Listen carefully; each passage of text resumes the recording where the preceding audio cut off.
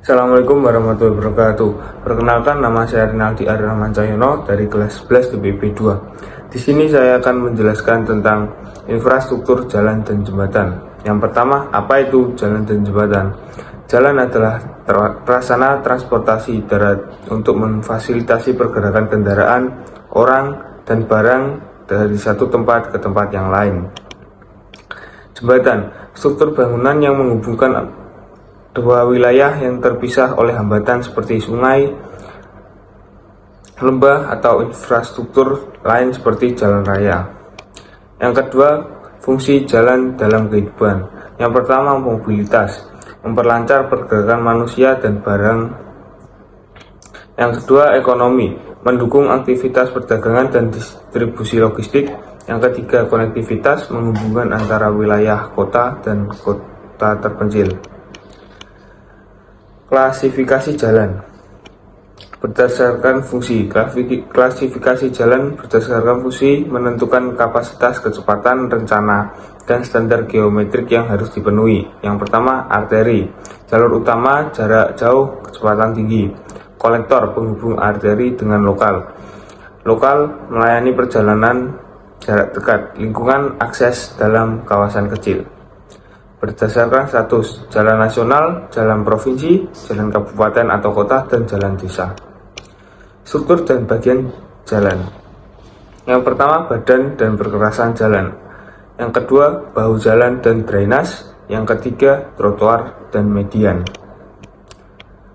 Fungsi dan jenis jembatan. Yang pertama, fungsi, menghubungkan daerah terpisah, mempercepat transportasi.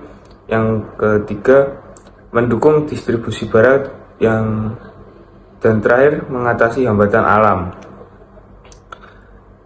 Berdasarkan struktur, jembatan balok atau beam, lalu jembatan lengkung atau arch, dan yang ketiga jembatan gantung, suspension, dan yang terakhir jembatan kabel stay.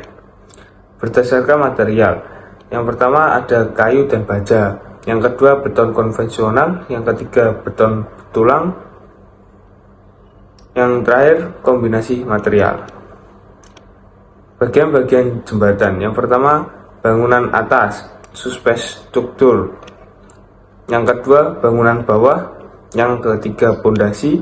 Yang keempat, sandaran atau railing. Berdasarkan perencanaan jalan dan jembatan. Perencanaan jalan, survei topografi, mengukur ketinggian dan kemiringan tanah, analisis tanah, trase jalan, dan geometrik drainase. Perencanaan jembatan, analisis beban, perencanaan struktur, dan yang terakhir perencanaan pondasi. Desain dan pemodelan digital. Yang pertama, gambar teknik. Yang kedua, visualisasi 2D atau 3D. Yang ketiga adalah software yang digunakan. Lalu yang terakhir ada keselamatan dan standar teknis. Yang pertama, standar dan keselamatan kerja. Setiap proyek infrastruktur wajib mengacu pada standar nasional Indonesia. Yang kedua, K3, keselamatan dan kesehatan kerja, harus diterapkan secara konsisten.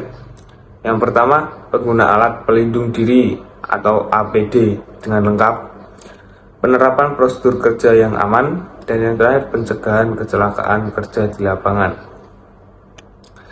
Sekian presentasi dari saya. Wassalamualaikum warahmatullahi wabarakatuh.